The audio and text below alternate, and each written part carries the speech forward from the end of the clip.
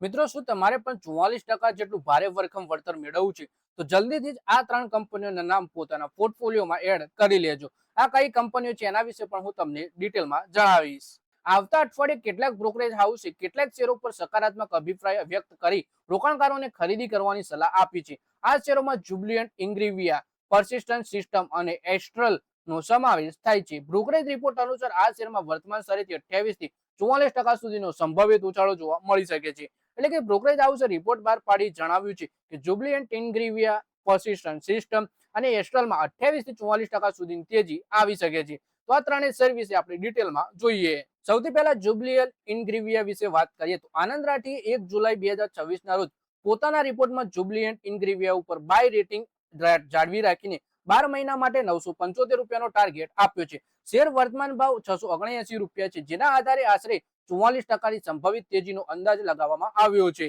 બ્રોકરેજનું કહેવું છે કે નાણાકીય વર્ષ 2027 માટે એક મહત્વપૂર્ણ પરિવર્તનનું વર્ષ સાબિત થઈ શકે છે. રિપોર્ટ અનુસાર સીડીએમઓ બિઝનેસમાં તેજી, ન્યુટ્રિશન બિઝનેસમાં સારું પ્રોડક્ટ મિક્સ અને નવા શરૂ થયેલા પ્લાન્ટમાંથી મળતા ઓપરેટિંગ લીવરેજને કારણે કંપનીની કમાણીમાં સુધારો થવાની અપેક્ષા છે. આનંદ રાઠીનું માનવું છે કે સીડીએમઓ બિઝનેસની વધતી જતી સંભાવનાઓ અને સ્પેશિયાલિટી બિઝનેસના વિસ્તરણના છતાં આ શેર હજુ પણ આકર્ષણનું વેલ્યુએશન પર ઉપલબ્ધ છે.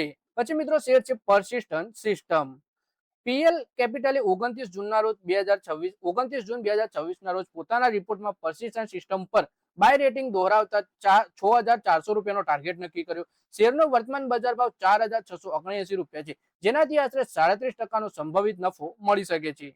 બ્રોકરેજના જણાવ્યા અનુસાર નાગારોમાં 1.6 અબજ ડોલરનું રોકાણ કંપની માટે વ્યૂહાત્મક રીતે મહત્વનું પગલું છે. આનાથી યુરોપમાં કંપનીની હાજરી ઘણી મજબૂત થશે અને તે ક્ષેત્રમાં થતી આવકનું યોગદાન 9% થી વધી 22% થઈ જશે. આ ઉપરાંત digital engineering, ERP, customer experience, CX અને AI આધારિત ટ્રાન્સફોર્મેશન જેવી સેવાઓ પણ કંપનીની ક્ષમતા વધશે. રિપોર્ટનું માનવું છે કે આ સોદા નવા ઉદ્યોગો અને ભૌગોલિક બજારોમાં પર્સિસ્ટન્ટ સિસ્ટમની સ્થિતિને વધુ મજબૂત કરશે. પછી મિત્રો ત્રીજો શેર છે એસ્ટ્રલનો. પીએલ કેપિટલ 29 જૂનના રોજ એસ્ટ્રલમાં પણ બાય રેટિંગ જાળવી રાખીને 1779 રૂપિયાનો ટાર્ગેટ આપ્યો. વર્તમાન ભાવથી આ 1385 રૂપિયાના, જેના આધારે શેરનો વર્તમાન ભાવ 1385 છે, જેના આધારે 28%ની સંભવિત ત્રીજી આ શેરમાં જોવા મળી શકે છે.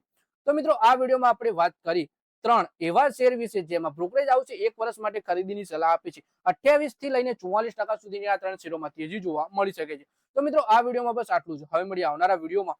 ત્યાં સુધી વિડીયોમાં લાઈક કરો, કોમેન્ટ કરો અને વિડીયો પોતાના મિત્રો સાથે ફેસબુક, ઇન્સ્ટાગ્રામ, વોટ્સએપ બધી જગ્યાએ શેર કરો.